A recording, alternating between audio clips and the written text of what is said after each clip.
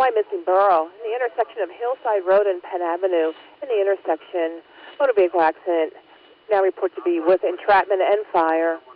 Station 85, rescue engine 36, Wyomissing Borough, in the intersection of Hillside Road and Penn Avenue, motor vehicle accident, now reported to be with entrapment and fire.